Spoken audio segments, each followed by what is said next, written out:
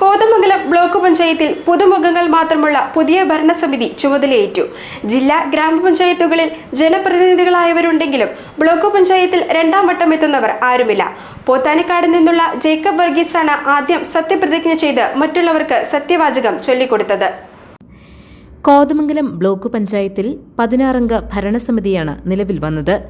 കഴിഞ്ഞ ഭരണസമിതിയിൽ 14 അംഗങ്ങളാണുണ്ടായിരുന്നത്. പോത്താനിക്കാട് ഡിവിഷനിൽ നിന്നുള്ള ജേക്കബ് വർഗീസ് ആദ്യം സത്യപ്രതിജ്ഞ ചൊല്ലി.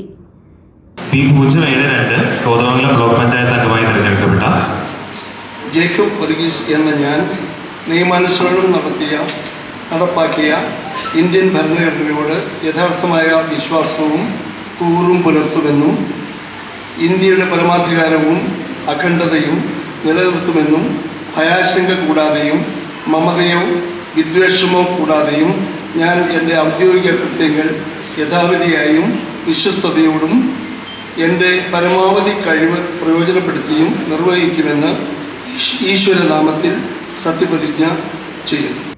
ജേക്കബ് വർഗീസാണ് മറ്റുള്ളവർക്ക് സത്യവാചകം ചൊല്ലിക്കൊടുത്തത്. ജെസ്സി സാജു എന്ന ഞാൻ നിയമാനുസരണം നടപ്പാക്കിയ ഇന്ത്യൻ ഭരണഘടനയോട് യഥാർത്ഥമായ വിശ്വാസവും കൂറും പുലർത്തുമെന്നും ഇന്ത്യയുടെ പരമാധികാരവും. റാണിക്കുട്ടി ജോർജ് എന്ന ഞാൻ നിയമാനുസരണം നടപ്പാക്കിയ ഇന്ത്യൻ ഭരണഘടനയോട് യഥാർത്ഥമായ വിശ്വാസവും കൂറും പുലർത്തുമെന്നും ഇന്ത്യയുടെ പരമാധികാരവും അഖണ്ഡതയും നിലനിർത്തുമെന്നും. CM ബേബി എന്ന ഞാൻ നിയമാനുസരണം നടപ്പാക്കിയ ഇന്ത്യൻ ഭരണഘടനയോട് യഥാർത്ഥമായ വിശ്വാസവും കൂറും പുലർത്തുമെന്നും ഇന്ത്യയുടെ പരമാധികാരവും. ബിൻസി മോഹൻ എന്ന ഞാൻ നിയമാനുസരണം നടപ്പാക്കിയ ഇന്ത്യൻ ഭരണഘടനയോട് യഥാർത്ഥമായ വിശ്വാസവും കൂറും പുലർത്തുമെന്നും ഇന്ത്യയുടെ പരമാധികാരവും അഖണ്ഡതയും നിലനിർത്തുമെന്നും ഭയാശങ്ക കൂടാതെയും മമതയോ വിദ്വേഷമോ.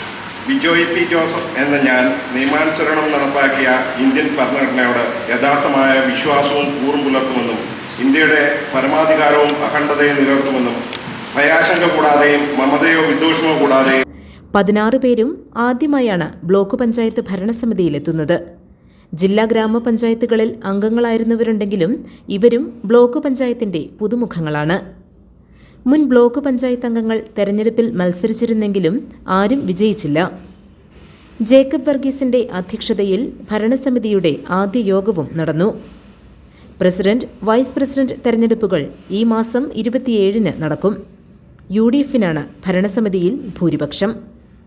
GTV news, Kothamangalam.